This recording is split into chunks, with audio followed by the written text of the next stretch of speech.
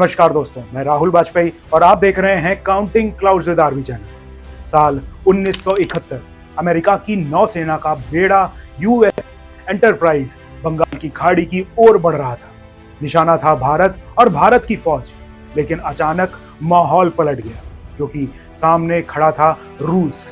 एक दीवार बनकर सोवियत संघ का परमाणु पनडुब्बी से लैस नौसेना बेड़ा भारत के समर्थन में अमेरिका के सामने खड़ा हो गया। मानो कह रहा हो, भारत तक पहुंचना है तो पहले हम।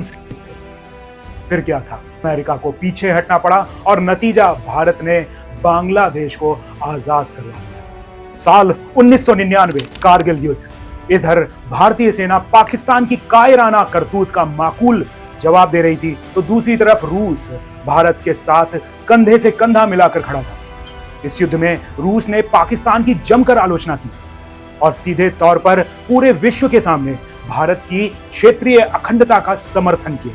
रूस ने भारत के साथ हमेशा एक स्थिर भरोसेमंद साझेदारी निभाई, लेकिन बदलते वैश्विक समीकरणों में आज रूस कुछ बदला बदला सा नजर आ रहा है। जहां एक तरफ इजराइल भारत के लिए हर तरह से मदद करने के लिए खड़ा नजर आया, वहीं रूस कुछ गोलमोल सी बातें करता दिखा। तो क्या अब रूस भारत का मजबूत साझेदार नहीं रहा? आखिर क्यों भारत का ऐतिहासिक पार्टनर अब अपने आप को संतुलित दिखाने की कोशिश में लगा हुआ है? रूस और चीन गहरे रणनीतिक साझेदार बन चुके हैं। दोनों देशों के रिश्ते खासकर यूक्रेन युद्ध के दौरान 2022 के बाद और मजबूत हो गए हैं। चीन ने रूस की अमेरिका और वेस्टर्न वर्ल्ड के प्रतिबंधों से निकलने में बहुत बड़ी मदद की है। दूसरी ओर चीन और पाकिस्तान आयरन ब्रदर्स माने जाते हैं। अगर रूस भारत का खुला समर्थन करता है तो चीन नाराज हो जाएगा और रूस की हालत और ज्यादा खराब हो सकती है। इसीलिए शायद रूस संतुलित रुख अपना रहा है। गौर करने वाली बात यह है कि 2023-24 में चीन और रूस ने ज्वाइंट मिलिट्री एक्सरसाइज की थी, लेकिन भारत के साथ इस तरह की गतिविधियां सीमित रहीं या फिर कहें ना की बराबर रहीं।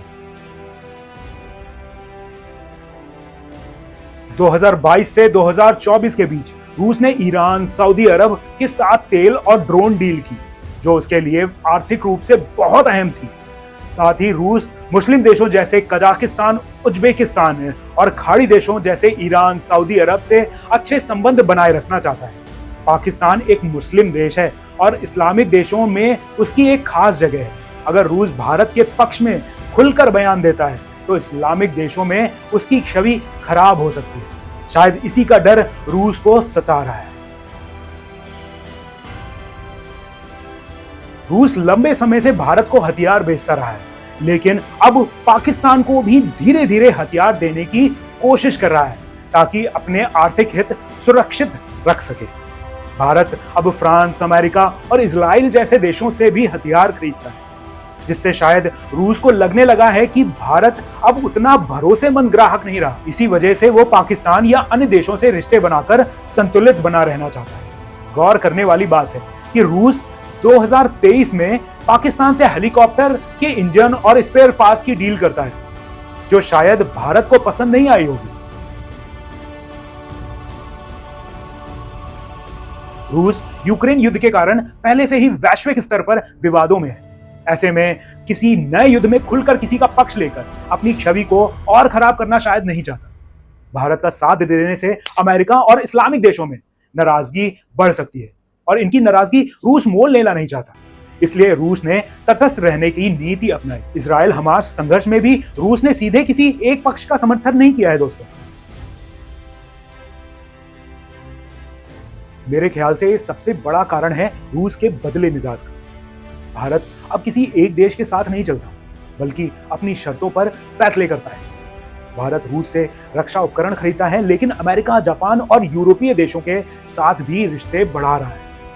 रूस को लगता है कि भारत अब पूरी तरह से उस पर निर्भर नहीं है, इसीलिए उसने खुलकर भारत का समर्थन करना अब कम कर दिया है। वहीं दूसरी तरफ भारत क्वाड में शामिल होकर, जहां पर अमेरिका, जापान और ऑस्ट्रेलिया जैसे देश हैं, एक इंडो पैसिफिक नीति अपनाई है। भारत वेस्टर्न वर्ल्ड के एक ऐसे ग्रुप में शामिल हुआ जो फ्यूचर में डिफेंस गठजोड़ भी बना सकते हैं। ऐसा रूस को बिल्कुल अच्छा नहीं लगा होगा दोस्तों। तो यही कुछ बातें हैं जो शायद आज रूस को खुलकर भारत का साथ देने से रोक रही हैं। यह वही रूस है जिसने दशकों तक भारत का हर मोर्चे पर समर्थन किया।